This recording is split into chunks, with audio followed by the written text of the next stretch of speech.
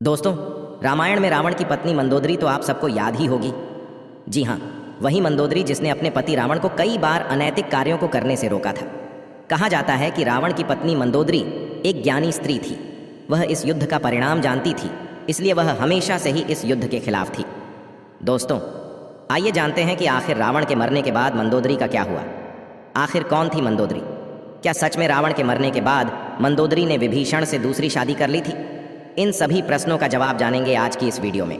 दोस्तों, जब रावण द्वारा माता सीता के हरण की बात मंदोदरी को पता चली तो वह उस समय भी रावण को माता सीता को सम्मानपूर्वक भगवान श्री राम को लौटाने की सलाह दे रही थी। लेकिन हट्ठी रावण ने मंदोदरी की बात नहीं सुनी और लंका का विनाश हो गया। राम रावण का युद्ध हुआ जिसमें रावण मारा गया और मंदोदरी चाहकर भी उसे बचा नहीं पाई। लेकिन क्या आप जानते हैं कि रावण के मरने के बाद मंदोदरी का क्या हुआ? दोस्तों, ये वीडियो बहुत महत्वपूर्ण वीडियो है, इसलिए आपसे निवेदन है कि आप इस वीडियो को अंत तक ज़रूर देखें, क्योंकि अधूरी जानकारी विष के समान होती है।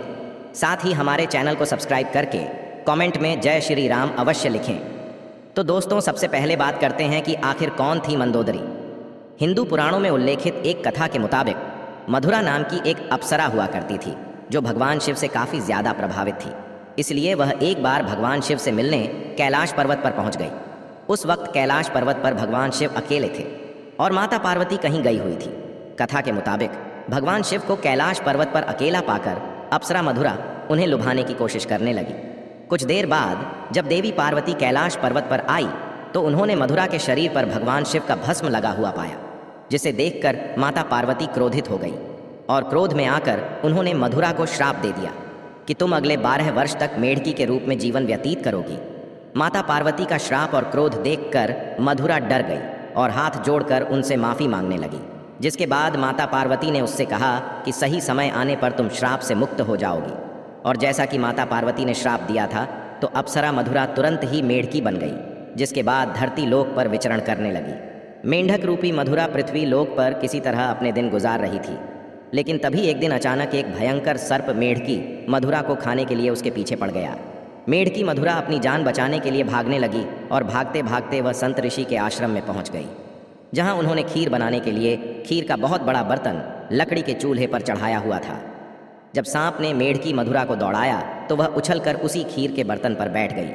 जब सांप उसके पीछे आया तो उससे बचने के लिए मेढ़की मधुरा बर्तन के एक छोर से दूसरे छोर पर उतर गई।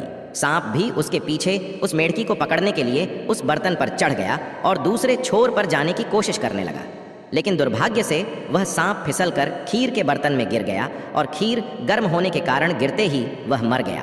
किंतु अब मेढ़की बनी उस मधुरा को यह चिंता सताने लगी कि जब आर्षिगण यहाँ आएंगे और वे यह खीर खाएंगे तो जहरीले सांप की वजह से उनकी मृत्यु हो जाएगी। और मधुरा यह हरगिज नहीं चाहती थी कि उसकी वजह से सप्तऋषियों की जान जाए, इसलिए वह वहीं बैठकर ऋषियों का इंतजार करने लगी। जैसे ही ऋषि वहां आए, उनके सामने ही तुरंत खीर के बर्तन में वह कूद गई।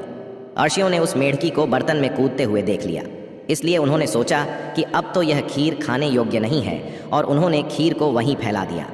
खीर फैलाने पर उन्होंने देखा कि उस बर्तन में मेढ़की के अलावा एक सांप भी मरा हुआ है। यह देखकर सब आर्षि तुरंत समझ गए कि इस मेढ़की ने हम ऋषियों की जान बचाने के लिए अपने प्राणों का बलिदान दे दिया। मेढ़की के इस नेक काम को देखकर सभी ऋषियों ने अपनी शक्ति से उस मेढ़की को जीवित कर दिया और उसे कन्या का स्वरूप दे दिया, जिससे अब मधुरा मेढ़की से एक सुंदर कन्या बन गई। किंतु लोग समाज के डर से ऋषियों ने इस कन्या को अपने साथ नहीं रखा। उन्होंने महर्षि कश्यप के पुत्र मायासुर को बुलाकर उस कन्या को उन्हें सौंप दिया। मायासुर और उसकी पत्नी हेमा ने उस कन्या को पुत्री के रूप में गोद ले लिया। उन्होंने ही मधुरा का नाम बदलकर मंदोदरी रख दिया। अगर हम बात मंदोदरी के पिता मायासुर की करें तो उसे राक्षसों का विश्वकर्मा कहा जाता था। उसे ब्रह्मा जी से विशेष वरदान प्राप्त था, जिसके मुताबिक वह कहीं भी सुंदर भवन व नगर का निर्माण कर सकता था। मायासुर ने ब्रह्मा जी से प्राप्त वरदान के प्रभाव से ही अपनी पत्नी हेमा के लिए मंडूर जैसी खूबसूरत नगर का निर्माण किया था, जो कि वर्तमान में जोधपुर का मंडोर है। दोस्तों, अब जानते हैं कि मंदोदरी और रावण का विवाह कैसे हुआ था। कथा के अनुसार एक बार रावण मायासुर से मिलने के लिए मंडूर पहुंचा था। उसी समय उसकी नज़र मंदोदरी पर पड़ी थी।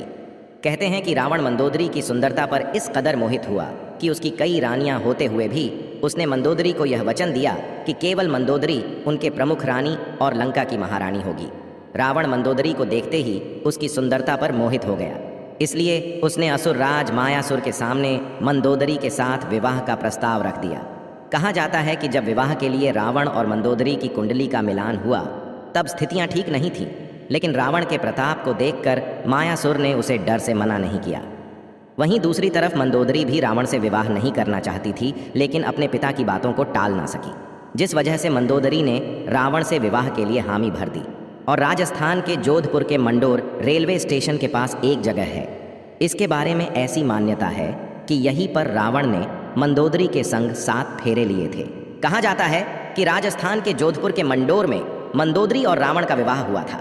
कुछ मान्यताओं के मुताबिक भगवान शिव के वरदान के कारण मंदोदरी का विवाह रावण से हुआ था।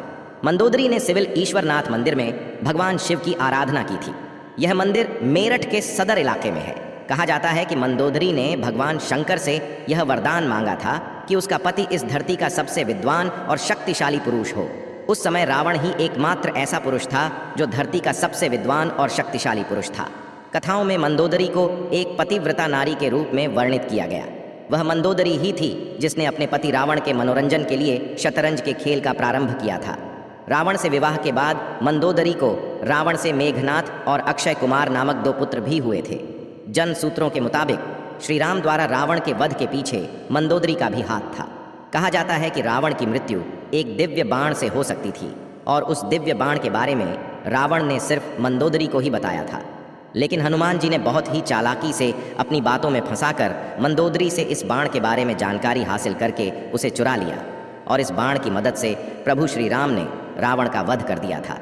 कहते हैं कि मंदोदरी अपने पति द्वारा किए गए बुरे कार्यों से अच्छी तरह परिचित थी।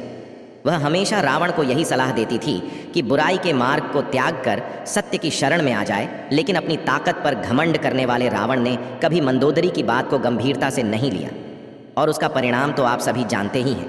दोस्तों, अब जानते हैं कि क्यों किया मंदोदरी ने विभीषण से विवाह। जब रावण ने सीता का हरण किया था उस वक्त मंदोदरी ने इसका विरोध किया था। उसने रावण से मां सीता को पुनः राम को सौंपने को कहा था, लेकिन रावण ने मंदोदरी की बात को अनसुना कर दिया। प्रचलित कथाओं के मुताबिक राम रावण की युद्ध में विभीषण और मंदोदरी सहित कुछ गिने चुने लोगों को छोड़कर रावण के पूरे कुल का नाश हो गया था। रावण की मृत्यु की खबर जब मंदोदरी को मिली तो वह विलाप करते हुए युद्ध भूमि में पहुंच गई और रावण के शव को देखकर तेज आवाज निकालकर रोने लगी। कहते हैं कि वहां युद्ध भूमि में मंदोदरी की नज़र प्रभु श्री राम से भी टकराई थी।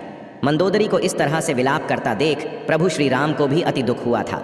लंका के सुखद भविष्य के लिए श्री राम ने विभीषण को लंका का राज्यपाट सौंप दिया था और उन्होंने मंदोदरी के सामने विभीषण से विवाह करने का प्रस्ताव रखा था, लेकिन उस समय मंदोदरी ने उसका कोई उत्तर नहीं दिया। इसके बाद प्रभु श्री राम अपनी पत्नी सीता और भाई लक्ष्मण के साथ वापस अयोध्या लौट गए। वहीं दूसरी तरफ मंदोदरी ने रावण के वियोग में खुद को लंका के महल के एक कमरे में कैद कर लिया। बहुत दिनों तक इस कमरे में कैद रहने के बाद फिर वह बाहर निकली और उसने विभीषण से विवाह कर लिया। लेकिन कुछ विद्वान इस बात को सीधे तौर पर नकारते हैं। दरअसल इन विद्वानों के मुताबिक मंदोदरी पतिव्रता नारी थी, अपने पति के प्रति पूरी तरह से समर्पित थी।